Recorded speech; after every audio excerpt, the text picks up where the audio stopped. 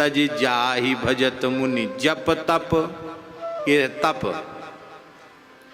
और जाग तो भोगों के त्याग का नाम है तप, है? तप करना। और जाग, जाग माने यज्ञ करना। देखो यहां बहुत ध्यान से सुने, जाग माने है शास्त्रीय जीवन जीना। आप शास्त्रीय जीवन जिएंगे तो आपका जीवन ही यज्ञ बन जाएगा। आपका जीवन यज्ञ बन जाएगा। अशास्त्रीय जीवन जिएंगे तो भले ही घी तिल जो भोगते छोड़ते चले जाओ आग में, वो भी यज्ञ नहीं होगा। तो आपको प्रसन्न करने के लिए आसक्ति का त्याग करते हैं, आपको प्रसन्न करने के लिए जप करते हैं, आपको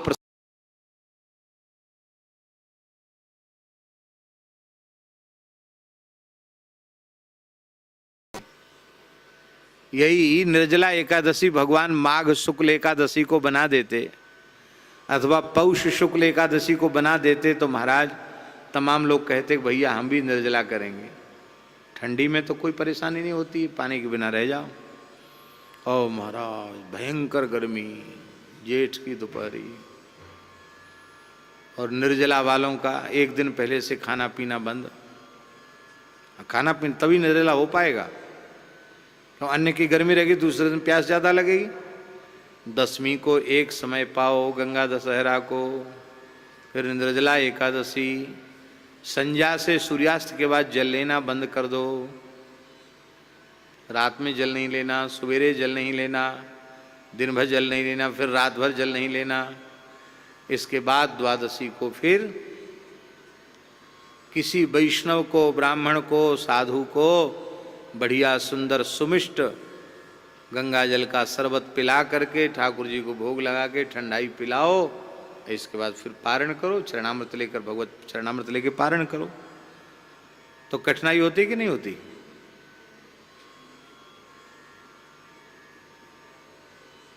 हमारे महाराज जी सुनाते थे कि कोई पंडित जी थे, उनकी मित्रता एक मौलवी से हो गई। वो भी बहुत पंडित था अपने विषय का, मित्रता हो गई। यद्यपि ऐसी मित्रता नहीं थी कि खान पान एक हो गया हो। पंडित जी थे, मौलवी जी थे। पर पंडित जी से रोज मौलवी पूछता, आपके यहाँ त्योहार बहुत हैं, आज कौन सा त्योहार है? बोले आज दशहरा है। आज क्या किया जाता? बोले आज पान खाया जाता है, आज हलवा पूड़ी खीर भगवान को भोग लगता है, कच्ची चीज़ भोग नहीं लगती आज। अच्छा, वहाँ तो अपने घर में जाके वो कहता यही चीज़ बनाओ, आज अमुक त्योहार है। तो होली पे क्या खाया जाता? दीपावली। यहाँ तो रोज़ व्यंजन बनते हैं। होली पे ये गुजिया बनेगी, तो इस समय रसभरी बनेगी, बूंदी के लड़ुआ बने। अन्नकूट पे तो क्या कहना, 56 भोग।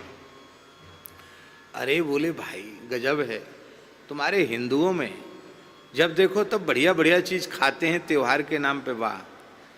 तो पंडित जी एक दिन पहले बता देते हो कल क्या है? कल बोले निर्जला एकादशी। क्या कल क्या चीज खाई जाती? बोले कल तो पानी भी नहीं पिया जाता। बोले तो हम लोग भी करते हैं रोजा, दिन में पानी नहीं पीते, लेकिन सवेरे 4 बजे बढ़िया भोजन कर लेते हैं। बोले नहीं, एक दिन पहले से, और रात भर भी, फिर एक दिन बाद तक। बोले तो ये हम नहीं करेंगे। अरे बोले तो बहुत भारी पाप होगा आपको, आपने साल भर तक किया, ये नहीं करोगे? ये कर लो भाई, साल भर आपने सब व्यंजन बना बना के खाए, तो ये त्योहार क्यों छोड़ोगे? अब ये भी कर लो।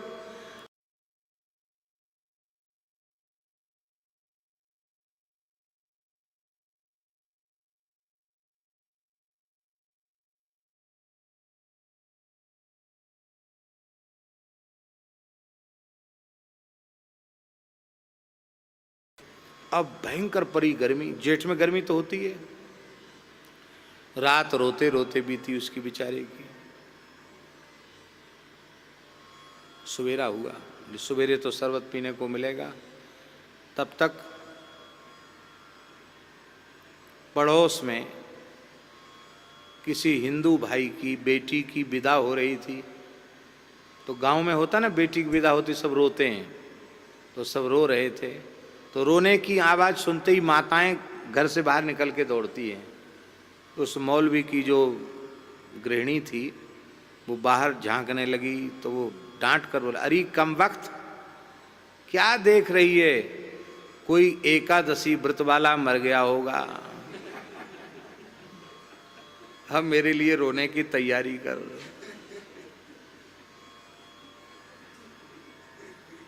तो अब देखो, साल भर पानी पियो और एक दिन पानी ना पियो तो भोग का पानी का त्याग क्या उसमें क्लेश हुआ ना, उसी का नाम है तप।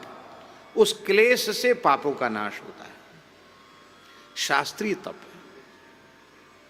राम जी अयोध्या सकुशल लौट के आवे, 14 वर्ष तक अयोध्यावासी व्रत करते हैं, तप करते हैं, जप करते हैं, राम जी सकुशल लौट के आवे।